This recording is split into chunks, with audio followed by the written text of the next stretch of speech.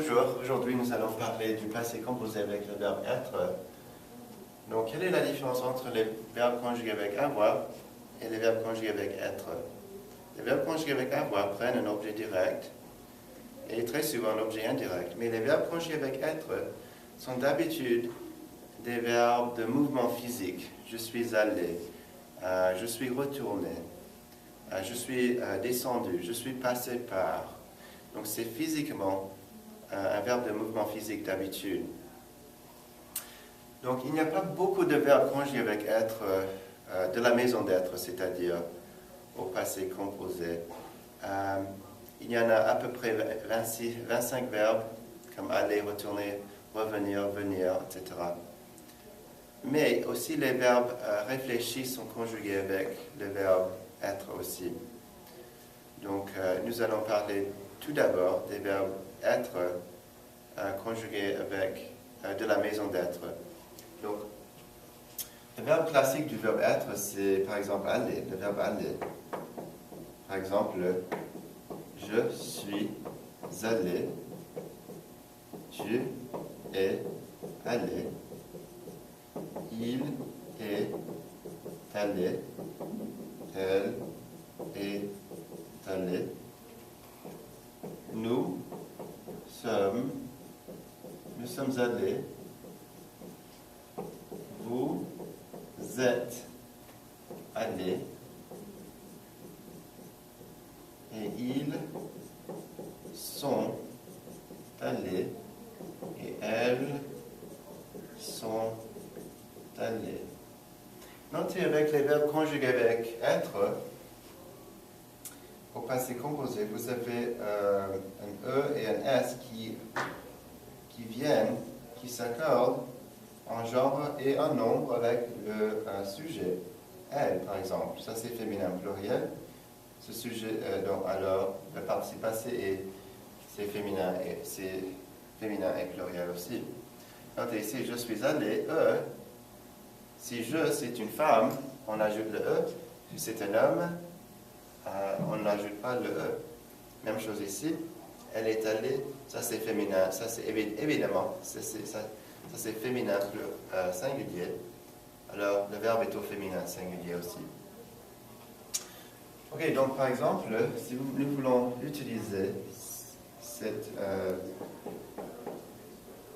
idée, elle est allée au magasin par exemple, ça veut dire she went to the store. Notez ici, she went, who, has gone, who, did go. C'est comme les verbes conjugués avec avoir, ce sont les trois possibilités. C'est le verbe has, participe passé, ou did go, ou did do, quelque chose comme ça. Elle est allée au magasin. Et moi, par exemple, un autre exemple, ils sont retournés en France.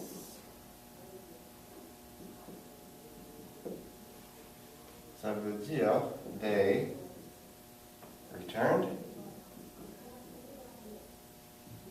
to France. Ou ça peut vouloir dire aussi they have returned. Ou ça peut vouloir dire they did return to France. Et toutes les trois traductions sont possibles.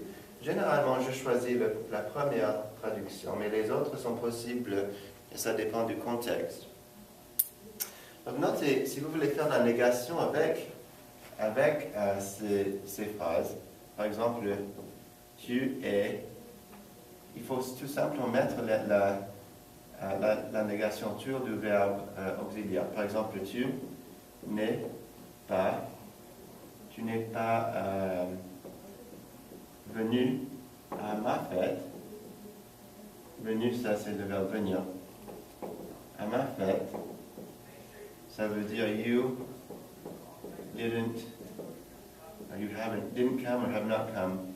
You didn't come to my party. Notez ici, elle est allée au magasin, elle n'est pas allée au magasin. Ils sont retournés en France, ils ne sont pas retournés en France.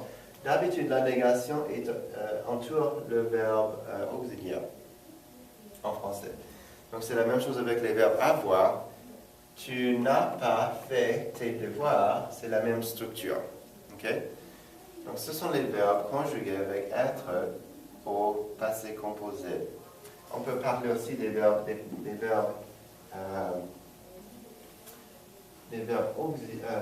réfléchis, des verbes pronominaux. Par exemple, un verbe pronominal, c'est par exemple se laver. Par exemple, elle s'est lavée.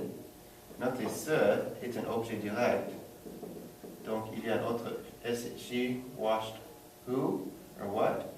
What did she wash? Herself. Donc, l'objet direct précède le verbe. Donc, il y a un E ici. Mais si vous avez un autre objet dans la phrase, elle s'est lavé les mains, la chose devient l'objet direct et la personne devient l'objet indirect. Objet indirect. Et ça, c'est l'objet direct. Alors, parce que l'objet direct vient après le verbe, il n'y a pas d'accord ici avec laver. Donc, c'est juste, le verbe reste le même. On ne change pas le verbe. Notez ici, mais si l'objet direct précède le verbe, et c'est un objet direct quand vous avez juste une personne, il n'y a pas d'objet. Ici, il n'y a pas de chose ici. Donc, ça c'est correct. Et ça veut dire she washed herself. Et ça veut dire she washed her hands. She washed the hands of herself, littéralement. Ça, c'est ce que ça veut dire. Ok, donc étudier ces deux exemples, c'est très très important. Merci beaucoup.